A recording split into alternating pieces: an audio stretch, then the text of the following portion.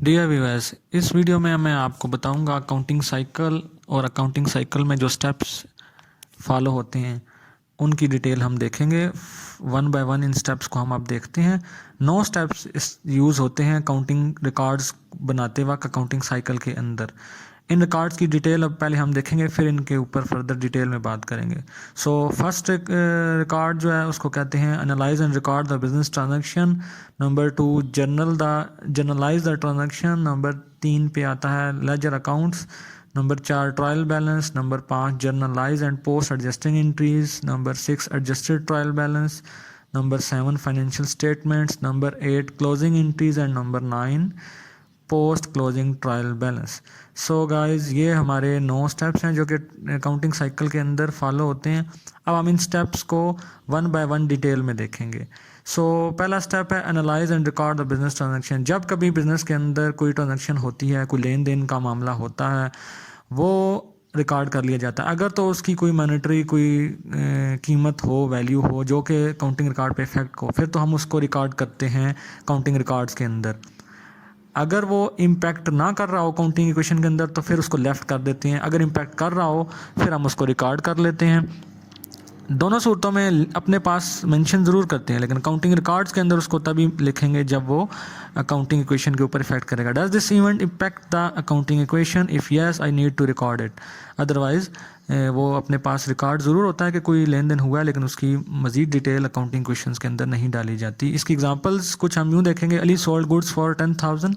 10,000 में अली ने चीज़ें फ़रोख्त की। असलम परचेज फर्नीचर फॉर 250,000 पे सैलरीज टू एम्प्लॉयज़ 50,000। ये आप तीनों ट्रांजेक्शन ऐसी हैं जिनके अंदर मॉनेटरी वैल्यू है और ये अकाउंटिंग क्वेश्चन को इफेक्ट करती हैं। सो हम ये तीनों बिजनेस ट्रांजेक्शन के तौर पे रिकॉर्ड करेंगे और इनको अकाउंटिंग रिकॉर्ड के अंदर भी यूज़ करेंगे।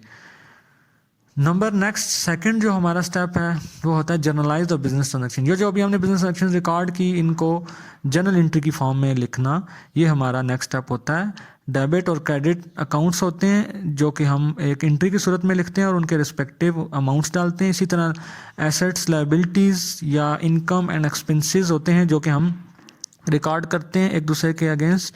उनके अगेंस्ट जो अमाउंट डालते हैं वो दोनों साइड पे, debit and credit side account पे इक्वल होनी चाहिए। और लास्ट में हम इस एंट्री के नरेशन लिखते हैं कि इस एंट्री के डिटेल होती है जिसके अंदर कि ये एंट्री किस वजह से हमने रिकॉर्ड की है, इसके पीछे क्या हुआ है। जैसे कि अगर कोई फॉर एग्जांपल हम इस एग्जांपल के अंदर देखें तो पहली एंट्री लिखी हुई है account receivable debit sales credit. इसमें यह हुआ होगा कि सेल्स की हैं, ठीक है, चीज़ें फ़रोख्त की हैं कंपनी ने, लेकिन वो उधार पे की हैं, कैश में नहीं की हैं। तो क्या किया उन्होंने, एंट्री रिकॉर्ड कर दी, अकाउंट रिसीवेबल को डेबिट कर दिया और सेल्स को क्रेडिट कर दिया, और दोनों के अगेंस्ट जो अमाउंट 25,000 डाली है वो इक्वल होनी चाहिए। ये कुछ एग्जांपल हैं बिजनेस ट्रांजैक्शंस को जर्नलाइज करने की, जर्नल एंट्रीज की। थर्ड स्टेप होता है लेजर अकाउंट। लेजर अकाउंट जब सारी एंट्रीज कंप्लीट हो जाती हैं फिर हम इनके लेजर अकाउंट्स बनाते हैं। लेजर अकाउंट्स की कुछ एग्जांपल्स हैं।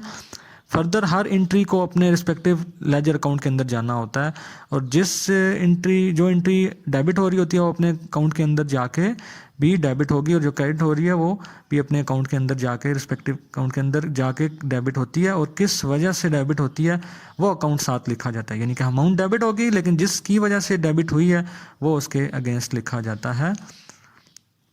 इस तरह फोर्थ स्टेप होता है ट्रायल बैलेंस। जब सारे लेजर अकाउंट्स बन जाते हैं फिर सारे लेजर अकाउंट्स का क्लोजिंग बैलेंस जो है वो ट्रायल बैलेंस में शिफ्ट किया जाता है। ट्रायल बैलेंस के अंदर सारे अकाउंट्स एक ही रो में, एक ही कॉलम के अंदर सारे इकट्ठे लिख दिए जाते हैं और उनके अगेंस्ट उनका डेबिट या क्रेडिट क्लोजिंग जो भी बैलेंस होता है वो डाल देते हैं, और आखिर में उनका सब अकाउंट्स का जो टोटल डेबिट और क्रेडिट पे होता है वो मस्ट भी इक्वल होना चाहिए, अदरवाइज आपके ट्रायल बैलेंस में कुछ इशू आ सकता है।